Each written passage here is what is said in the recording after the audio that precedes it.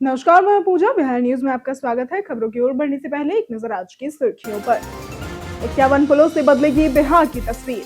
महात्मा गांधी सेतु और जेपी सेतु के समानांतर बनेगा 6 लेन पुल। ग्रामीण और शहरी कनेक्टिविटी होगी मजबूत। डिजिटल खेती के लिए बिहार कृषि ऐप में हुए नए अपडेट। अब किसान घर बैठे डिजिटल ले सकेंगे जानकारी। एआई चैटबॉट और कॉल सेंटर के माध्यम से मिलेगा समाधान। होलिका दहन पर प्रशासन की एडवाइजरी जारी। पटना जिला प्रशासन और बिहार अग्निशमन सेवा ने दिए निर्देश। घनी आबादी वाले क्षेत्रों में होलिका दहन नहीं करने की अपील की। जनसंवाद में भूमाफिया की शिकायतों के बाद डीएम हुए सख्त। अंचल कार्यालयों में दलालों पर लगेगी रोक। हाई एंड सीसीटीवी और शिकायत के लिए जारी होंगे दूरभाष नंबर। एमएस धोनी आईपीएल 2026 से पहले पहुंचे चेन्नई। सीएसके के प्री सीजन कैंप में होंगे शामिल। एयरपोर्ट पर हुआ जोरदार स्वागत। चलिए अब बढ़ते हैं शाम तक की बड़ी खबरों की ओर विस्तार से। आज 75 साल के हुए सीएम नीतीश। बिहार के मुख्यमंत्री नीतीश कुमार 75 वर्ष के हो गए हैं और उनके जन्मदिन पर पटना सहित पूरे राज्य में कार्यक्रम आयोजित हुए।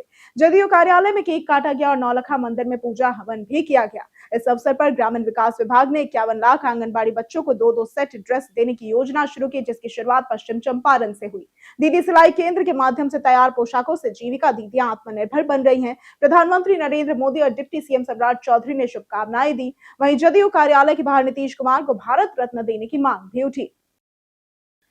बिहार सरकार ने आरक्षण नीति के लिए नई एसओपी की जारी। बिहार सरकार के सामान्य प्रशासन विभाग ने आरक्षण नीति के स्पष्ट कार्यान्वयन के लिए एसओपी जारी की है। इसमें असैनिक संवर्गों में उत्कृष्ट खिलाड़ियों के लिए 10% पद, पुलिस उपाधीक्षक के लिए 10% और वाहन चालकों के लिए 35% पद आरक्षित करने के प्रावधान शामिल है। महिलाओं के लिए 35% और दिव्यांगजनों के लिए 4% क्षैतिज आरक्षण लागू रहेगा। रोस्टर क्लियरेंस उपलब्ध रिक्तियों के आधार पर होगी और बैकलॉग ईडब्ल्यूएस के लिए नहीं होगा। आरक्षण नियमों का उल्लंघन करने पर 3 महीने जेल या 1000 रुपए जुर्माना या दोनों की सजा होगी। यह एसओपी सभी विभागों और जिलाधिकारियों को भेज दी गई है। बिहार में गंगा, सोन, कोसी और गंडक पर 51 पुल बनेंगे। बिहार सरकार ने राज्य में सुगम आवागमन और आधारभूत संरचना सुधार के लिए गंगा, सोन, कोसी और गंडक जैसी प्रमुख नदियों पर 51 पुलों का निर्माण योजना बनाई है। इनमें 25 पुल पहले से चालू है, 14 पर निर्माण जारी है और 12 पुलों का निर्माण जल्द शुरू होगा। गंगा नदी पर सबसे अधिक पुल बनाए जा रहे हैं, जिनमें महात्मा गांधी सेतु और जेपी सेतु के समानांतर 6 लेन पुल भी शामिल है। सोन, गंडक और कोसी पर भी नए पुल निर्माण कार्य प्रगति पर है और इन परियोजनाओं से दूरी, समय बचत, व्यापार, उद्योग और शिक्षा क्षेत्र को लाभ मिलेगा। डिजिटल खेती के लिए बिहार कृषि ऐप में हुए नए अपडेट। बिहार सरकार का कृषि विभाग किसानों को डिजिटल खेती से जोड़ने के लिए सक्रिय है। बिहार कृषि ऐप का नया संस्करण V.1.10.2 जारी किया गया है, जिससे किसान घर बैठे अब डिजिटल किसान पहचान पत्र के लिए पंजीकरण कर सकते हैं। इस ऐप पर खाद की उपलब्धता, सटीक मौसम पूर्वानुमान, फसल प्रबंधन, बाजार मूल्य और तकनीकी सलाह जैसी सेवाएं भी उपलब्ध है। एआई के माध्यम से एआई चैटबॉट और कॉल सेंटर के माध्यम से खेती से जुड़ी समस्याओं का त्वरित समाधान भी किया जा रहा है और किसानों के लिए सभी सरकारी योजनाओं में आवेदन और उनकी स्थिति की जानकारी भी इस ऐप पर मिलती है। होली पर अग्निशमन विभाग की सख्त सुरक्षा गाइडलाइन।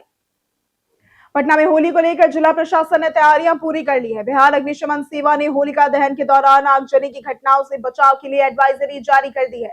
विभाग ने खास तौर पर घनी आबादी वाले क्षेत्रों में होलिका दहन नहीं करने की अपील की है, क्योंकि थोड़ी सी लापरवाही भी बड़े हादसे का कारण बन सकती है। जहां होलिका दहन किया जाए वहां कम से कम 1000 लीटर पानी पहले से उपलब्ध रखने की सलाह भी दी गई है, ताकि आग भड़कने पर तुरंत काबू पाया जा सके।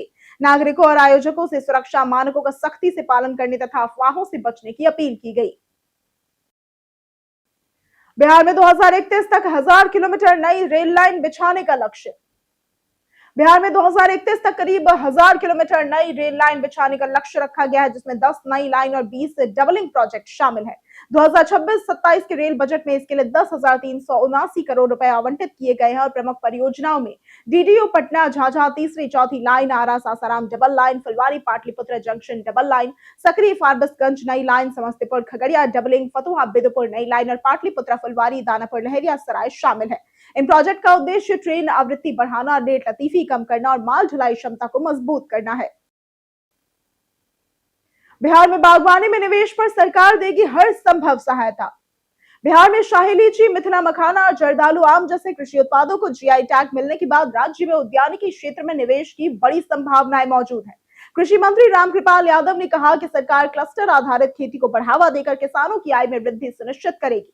पटना, वैशाली, समस्तीपुर में सब्जी क्लस्टर, कोसी और मिथिलांचल में मखाना क्लस्टर, रोहतास और कैमूर में स्ट्रॉबेरी ड्रैगन फ्रूट क्लस्टर सक्रिय है। राष्ट्रीय बागवानी बोर्ड, केंद्रीय कृषि मंत्रालय, निवेशक और किसान उत्पादक संगठन कार्यशाला में शामिल हुए। इस सरकार निवेशकों को हर संभव सहायता प्रदान करेगी। घरेलू एलपीजी की डिलीवरी अब सिर्फ ओटीपी से होगी सुनिश्चित। तेल विपणन कंपनियों ने घरेलू एलपीजी सिलेंडर की डिलीवरी में बड़ा बदलाव करते हुए ओटीपी अनिवार्य कर दिया है। अब उपभोक्ता को सिलेंडर प्राप्त करने के लिए अपने पंजीकृत मोबाइल नंबर पर भेजे गए वन टाइम पासवर्ड का मिलान कराना होगा। इस कदम से फर्जी डिलीवरी, कालाबाजारी और बिचौलियों की मनमानी पर काबू पाया जाएगा। सरकारी अधिकारियों का कहना है कि पारदर्शिता और सुशासन को मजबूत करने की दिशा में महत्वपूर्ण कदम है। हालांकि जिनके पास मोबाइल या नेटवर्क समस्या है उन्हें असुविधा हो सकती है, लेकिन अब सिलेंडर वही पाएगा जो ओटीपी सही बताएगा। अंचल कार्यालयों में दलालों पर लगेगी रोक। डीएम डॉक्टर त्यागराजन एसएम ने राजस्व कार्यों में पारदर्शिता लाने के लिए कड़ी कार्रवाई शुरू की है। जनसंवाद में जबरन कब्जे और भूमाफिया की शिकायतों के बाद अंचल कार्यालयों में दलालों व बिचौलियों की भूमिका पर रोक लगाने के निर्देश जारी किए गए। हर कार्यालय शिकायत के लिए दूरभाष नंबर जारी करेगा और हाई एंड सीसीटीवी लगाए जाएंगे। भूमाफिया की पहचान कर भारतीय न्याय संहिता की धाराओं में प्राथमिकी दर्ज करने को कहा गया है। दाखिल खारिज, जुनापी व अतिक्रमण मामलों का समयबद्ध निष्पादन अनिवार्य किया गया। सरकारी जमीन का ब्यौरा रखने और भूमि विवादों की नियमित निगरानी के निर्देश भी दिए गए। एनएसयूआई के शांतनु शेखर बने अध्यक्ष। पटना यूनिवर्सिटी छात्र संघ चुनाव में कांग्रेस से जुड़ी एनएसयूआई ने बड़ी जीत हासिल की है। शांतनु शेखर अध्यक्ष और खुशी कुमारी महासचिव बने, जबकि निर्दलीय सिफत फैज उपाध्यक्ष चुनी गई। अखिल भारतीय विद्यार्थी परिषद यानी कि एबीवीपी के अभिषेक कुमार ने संयुक्त सचिव का पद जीता। शांतनु ने छात्र जदयू के प्रिंस कुमार को 1496 वोटों से हराया। सिफत ने आयुष हर्ष को 65 वोटों से मात दी और खुशी ने प्रत्युष राज को हराया। अभिषेक ने एनएसयूआई के एमडी मुनावर आजम को 392 वोटों से हराया और पूर्णिया सांसद पप्पू यादव ने एनएसयूआई की जीत को नीट छात्रा को न्याय दिलाने की प्रतिबद्धता से जोड़कर सराहा। नेपाल सीमा सुरक्षा को लेकर प्रशासन हुई सख्त। केंद्रीय गृह मंत्री अमित शाह के सीमांचल दौरे के बाद अवैध घुसपैठ रोकने के लिए बड़ा एक्शन प्लान तैयार किया गया है। किशनगंज, अररिया और पूर्णिया में मैराथन बैठकों के बाद सीमावर्ती जिलों में मिशन मोड में कार्रवाई के निर्देश दिए गए। नेपाल भारत सीमा सुरक्षा, घुसपैठ और जनसांख्यिकी बदलाव मुख्य फोकस रहे। नकली आधार कार्ड को घुसपैठ का बड़ा जरिया मानते हुए संदिग्ध आधार केंद्रों की जांच और जल्द छापेमारी के निर्देश भी जारी कर दिए गए हैं। केंद्र और राज्य एजेंसियों को समन्वय के साथ काम करने को कहा गया है। प्रशासन ने फील्ड स्तर पर तैयारी तेज कर दी और लगातार मॉनिटरिंग की जाएगी। पवन सिंह के राज्यसभा जाने पर खेसारी की प्रतिक्रिया। बिहार में राज्यसभा चुनाव से पहले सियासी हलचल तेज हो गई है, खासकर भोजपुरी फिल्म इंडस्ट्री से जुड़े नामों को लेकर। गायक अभिनेता खेसारी लाल यादव ने पवन सिंह के संभावित राज्यसभा उम्मीदवार बनने की चर्चाओं पर प्रतिक्रिया देते हुए उन्हें बधाई दी और कहा कि वे जहां हैं वहीं खुश है। खेसारी ने संतुलित रुख अपनाते हुए किसी विवाद से दूरी बनाई। बिहार की 5 राज्यसभा सीटों पर 16 मार्च को मतदान होना है। 5 मार्च नामांकन की अंतिम तिथि है। फिलहाल सभी दल रणनीति बनाने में जुटे हैं और अंतिम नामों का इंतजार है। छपरा में जमीन के नीचे मिला शराब का जखीरा। सारण जिले के मढ़ौरा में मढ़ौरा हाई स्कूल के पीछे नट टोली इलाके में जमीन के नीचे छिपाकर रखी गई भारी मात्रा में अवैध शराब बरामद हुई। होली से पहले गुप्त सूचना पर एसडीओ निधि राज के नेतृत्व में पुलिस और उत्पाद विभाग की टीम ने खुदाई कर कई ड्रम निकाले, जिनमें बड़ी मात्रा में शराब भरी थी। प्रशासन का मानना है कि त्योहार पर सप्लाई के लिए संगठित नेटवर्क सक्रिय था। शराब जब्त कर ली गई है और आरोपियों की पहचान व गिरफ्तारी के लिए छापेमारी तेज कर दी गई है। कुख्यात अपराधी अमित कुमार मुठभेड़ में हुआ घायल। पटना में पुलिस और अपराधियों के बीच मुठभेड़ में कुख्यात अमित कुमार उर्फ नीतीश घायल हुआ है। वो पश्चिम बंगाल की जेल में बंद सुबोध सिंह के इशारे पर रोशन उर्फ तात्या की हत्या की साजिश रचने आया था और पीएमसीएच और मरीन ड्राइव इलाके में गुप्त सूचना के आधार पर पुलिस ने घेराबंदी की, लेकिन अमित भागते हुए फायरिंग करने लगा। जवाबी कार्रवाई में उसे पैर में गोली लगी और गिरफ्तार किया गया। अमित पर हत्या और सोना लूट समेत कई मामले दर्ज है। पुलिस ऑपरेशन लंगड़ा के तहत गिरोह के अन्य सदस्यों की तलाश और पूछताछ कर रही है। आईपीएल 2026 से पहले चेन्नई पहुंचे MS Dhoni. MS Dhoni IPL 2026 से पहले चेन्नई सुपर किंग्स के प्री सीजन कैंप में शामिल होने के लिए चेन्नई पहुंचे, जहां एयरपोर्ट पर उनका जोरदार स्वागत किया गया। पिछले साल आखिरी बार लिखा टी शर्ट से उनके संन्यास की अटकलें लगी थी, लेकिन इस बार ऐसा कोई संदेश नहीं था। 44 वर्षीय धोनी 2025 सीजन में अभी 14 मैच खेले हैं और ऋतुराज गायकवाड़ के चोटिल होने पर कप्तानी भी संभाली।